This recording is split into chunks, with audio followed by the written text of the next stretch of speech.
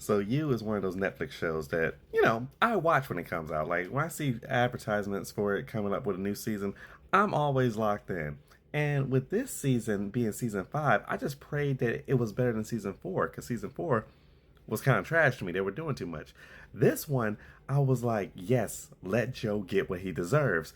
And the thing is, he got what he deserved. And I actually liked the ending.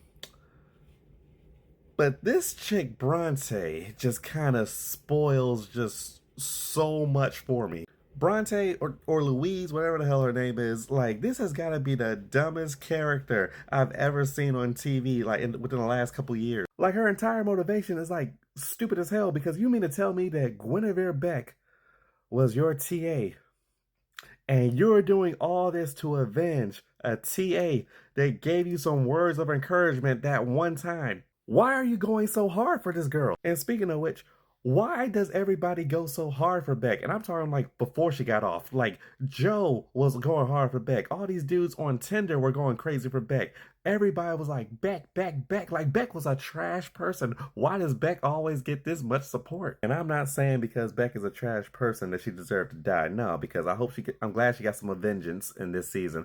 I'm just saying Beck must hit harder than crack because the hold this woman has over all these people over the last 5 years is insane. Back to Bronte or Louise, like, how do you join an entire mystery gang to take down this person who you know is a manipulative, psychotic killer?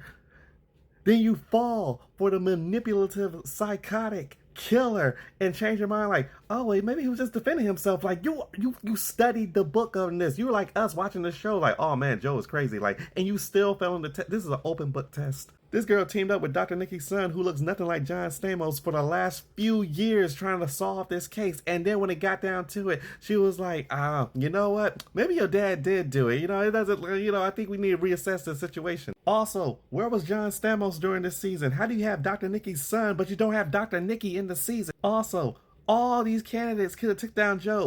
Well, except Beck, because, RIP. But still, you had a smorgasbord of good potential candidates to spin the block on this man. And the rookie comes in and gets the game-winning shots in the final minutes of fourth quarter? Like, what are we doing? And not even a good rookie. She's just lucky. This girl messed up the entire show. Still came out winning. We had Kate moving like a professional in this season. I didn't even like Kate last season, but this season I really liked her because she stepped up her game. Kate was performing at such a high level this season. I'm not even mad that Kate didn't die at the end of the season because, Kate's done some terrible things. It would have been good for the story, but the fact that Kate reminded everybody, the audience and everybody in the show, that Joe is a 5'8", buck 25 white dude, no endurance, no muscle.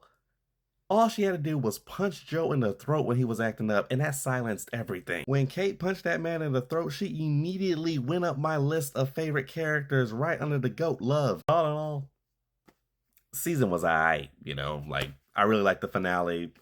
Bronte, alright, fine. Bronte wins. Whatever. Luis, whatever. I'm glad the show's done. 6 out of 10.